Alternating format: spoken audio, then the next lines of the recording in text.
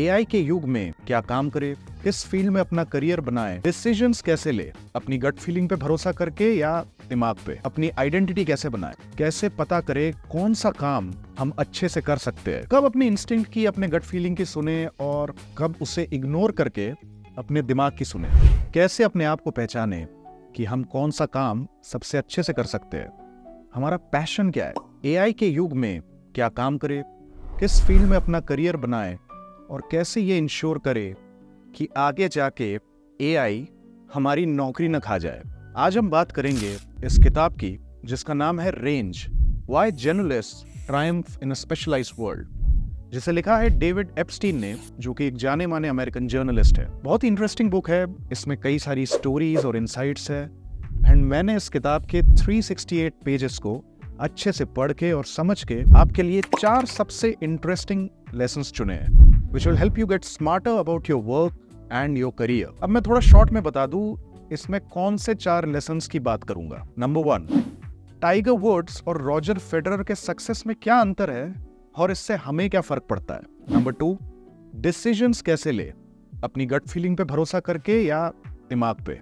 Number 3, जिंदगी में wicket situation का क्या मतलब है एंड क्यों हमें ऐसी सिचुएशंस के लिए तैयार रहना चाहिए। एंड नंबर 4, अपनी आइडेंटिटी कैसे बनाए, कैसे पता करें कौन सा काम हम अच्छे से कर सकते हैं। और फाइनली मैं ये भी बताऊंगा कि why I closely relate to this book और मेरे खुद के जीवन में अभी तक जो भी मैंने अचीव किया है उसका इस किताब से क्या रिलेशन है। So let's start learning. बात करते हैं Tiger Woods and Roger Federer के बारे में। दोनों ही अपने स्पोर्ट्स में काफी सक्सेसफुल रहे, टाइगर गोल्फ में एंड रॉजर टेनिस में। They both are the absolute best. लेकिन दोनों के अपने मुकाम तक पहुंचने का तरीका थोड़ा अलग था। टाइगर ने गोल्फ खेलना 4 साल की उम्र में शुरू किया। आई एम नॉट जोकिंग, 4 साल की उम्र में, जब बच्चे खुद से खाना भी अच्छे से नहीं खा पाते। इसमें लिखा है When the boy was 4, his father could drop him off at a golf course at 9 in the morning and pick him up 8 hours later, sometimes with the money he had won from those foolish enough to doubt। सोचिए, एक 4 साल का लड़का golf खेल भी रहा है and दूसरों से शर्त लगा के उनको खेल में हरा भी रहा है। टाइगर के पापा ने उसको बचपन से ही as a golf player groom किया।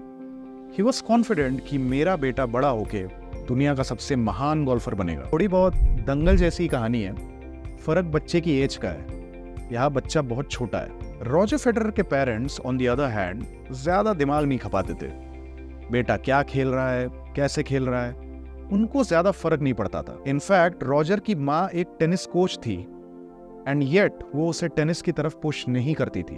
रॉजर ने टेनिस खेलना काफी लेट शुरू किया। उसके पहले उसने कई सारे स्पोर्ट्स ट्राई करे, जैसे swimming, skateboarding, basketball, football etcetera. तो टाइगर और रॉजर की स्टोरी में फर्क ये है कि टाइगर ने बचपन से ही एक चीज में स्पेशलाइज किया, वो है गोल्फ, और रॉजर शुरू में एक जर्नलिस्ट था, उसने मल्टीपल स्पोर्ट्स ट्राई करके लास्ट में टेनिस को चुना। इस किताब में ये लिखा है कि रॉजर की सक्सेस का जो एग्जाम्पल है वो ज्यादा कॉमन है।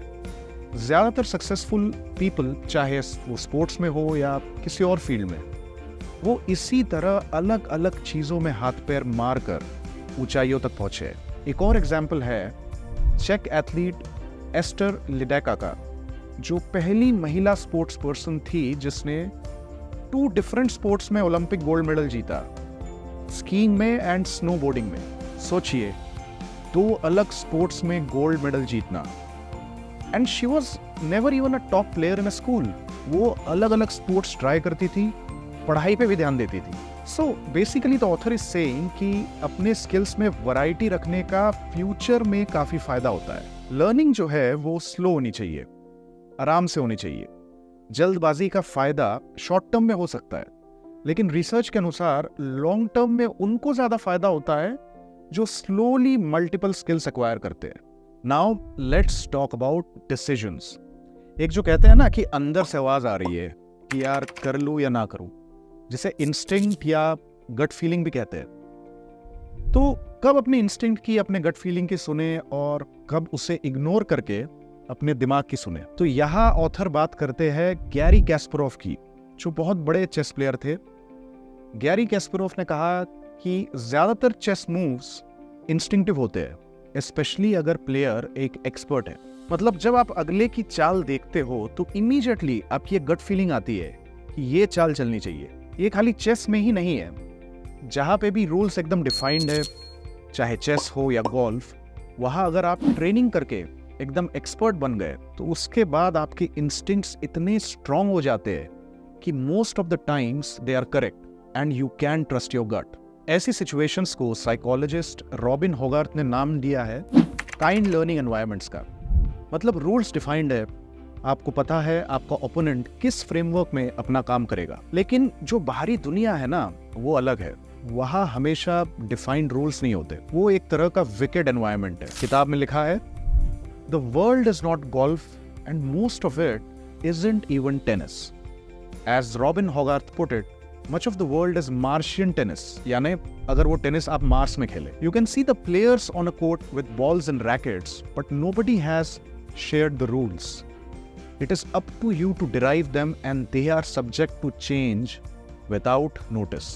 इसका एक अच्छा एग्जाम्पल है बुक में फायर फाइटर्स का, जो आग बुझाने का काम करते हैं। मान लीजिए एक फायर फाइटर ने एक छोटे शहर में एक ही तरह की बिल्डिंग्स में काम किया है और उसको कई सालों का एक्सपीरियंस है। इसी को अगर एक लंबे एकदम अलग तरीके की बिल्डिंग में आग बुझाने का काम दिया जाए तो वो आसानी से नहीं कर पाएगा। उसको पता ही नहीं होगा कि कहाँ से शुरू करे। उसका एक्सपीरियंस एक तरीके के काम में सीमित है। He doesn't have broad experience. उसने हमेशा डिफाइंड रूल्स में यानी काइंड एनवायरनमेंट्स में काम किया है, जहाँ बिल्डिंग का साइज पता है, उसकी खिड़कियाँ कैसी होती है ये पता है, लैडर कितना ऊंचा रखना है और कैसे लेके जाना है ये सब पता है। As soon as you make it a wicked environment, जैसे कि एक ऑफिस बिल्डिंग जिसमें ग्लास विंडोज है, there the firefighter is likely to struggle. सच मानिए तो आर्टिफिशियल इंटेलिजेंस के युग में जो भी रेपिटेटिव पैटर्न्स वाले काम है जिसमें रूल्स डिफाइंड है, वो इवेंचुअली एआई अच्छे से कर लेगा। लेकिन जिस काम में मल्टीपल डोमेन्स के नॉलेज की रिक्वायरमेंट है, जहां डॉट्स कनेक्ट करने की जरूरत है, वहां पे अभी भी ह्यूमन ब्रेन एआई को पछाड़ सकता है। इनफैक्ट ये जो मैंने कनेक्टिंग डॉट्स की बात बोली, इसका एक अच्छा एग्जाम्पल आइंस्टाइन की बायोग्राफी में भी है। Albert Einstein, who is probably the greatest scientist ever, उनकी बायोग्राफी मैं अभी पढ़ रहा हूँ और उस पर आगे वीडियो जरूर आएगा। So make sure to subscribe to the channel so that you don't miss it. तो चलिए, आपको ये तो समझ आ गया कि ब्रॉड एक्सपीरियंस, अलग अलग तरीके के स्किल सेट्स और विभिन्न प्रकार के नॉलेज को अक्वायर करना चाहिए। यानी एक जनरलिस्ट बनने में ज्यादा लॉन्ग टर्म फायदा है, ना कि एक स्पेशलिस्ट बनने में। अब सवाल आता है कि कैसे पहचाने कि हमें किस काम में हाथ डालना चाहिए। हाउ टू नो दैट वो कौन से जॉब्स है where we can truly make ourselves useful to the world. तो इस बुक में 2 इंटरेस्टिंग कोट्स है। पहला, we learn who we are in practice not in theory, और दूसरा, first act and then think. इन कोट्स को एक स्टोरी के माध्यम से समझते हैं। माइकल क्रिस्टन के बारे में शायद आप लोगों ने नहीं सुना होगा, लेकिन उनके काम से आप सभी वाकिफ हैं, बताऊंगा भी।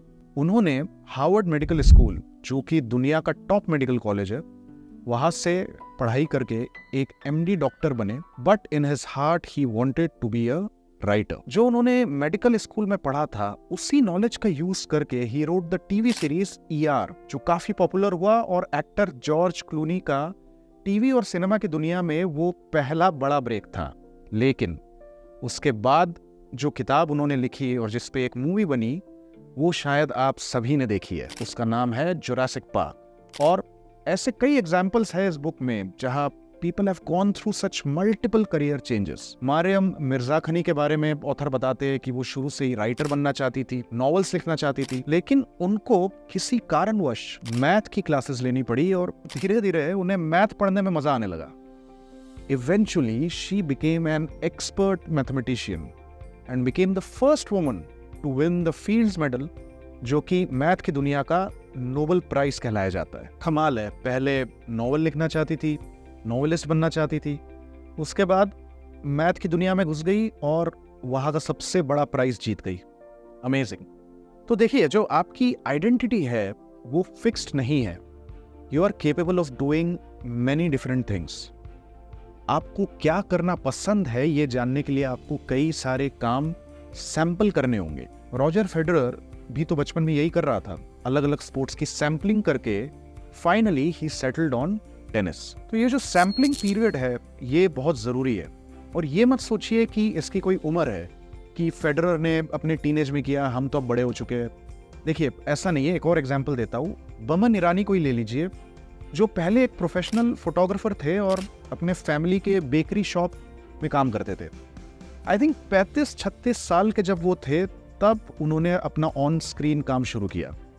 पहले कुछ एड्स किए और उसके बाद मूवीज किए। फिर 43 साल की उम्र में मुन्ना भाई MBBS फिल्म में उनकी अमेजिंग एक्टिंग ने उनको फिल्म इंडस्ट्री में एस्टैब्लिश किया। बहुत ही मजेदार मूवी है, अगर आपने नहीं देखी हो तो जरूर देखना। सो द आइडिया इज कि नई चीजें ट्राई करके और उन्हें बार बार करके ही हमें पता लगेगा what to do in life. We learn who we are in practice, not in theory. And ज्यादा सोचे बिना काम करके ही समझ में आएगा। First act and then think. पहले ट्राई करो और उसके बाद सोचो। मेरी खुद की लाइफ भी कुछ इसी तरह की रही है। स्कूल में काफी अच्छा स्टूडेंट था, लेकिन IIT JEE एंड कोई भी इंजीनियरिंग एंट्रेंस में पास नहीं कर पाया। उसके बाद कॉल सेंटर में काम करने लगा, वहाँ इंटरनेट ब्राउज करते करते सोशल मीडिया और ब्लॉगिंग की दुनिया के बारे में जाना। फिर 2008 में नौकरी छोड़ के अपना ब्लॉग शुरू किया। 2 साल हाथ पैर मारे, फ्रीलांस राइटिंग करी, एफिलिएट मार्केटिंग करी, नए नए तरीके के काम ट्राई किए। पैसा भी जरूरी था तो पैसे कमाने के लिए हर तरफ हाथ पैर मारे। फिर 2010 में finally I started guiding tech, and then later in 2016 YouTube channels like GT Hindi. और 2020 में 10 साल ये काम करने के बाद मैंने अपनी कंपनी एक अमेरिकन मीडिया हाउस को बेच दी।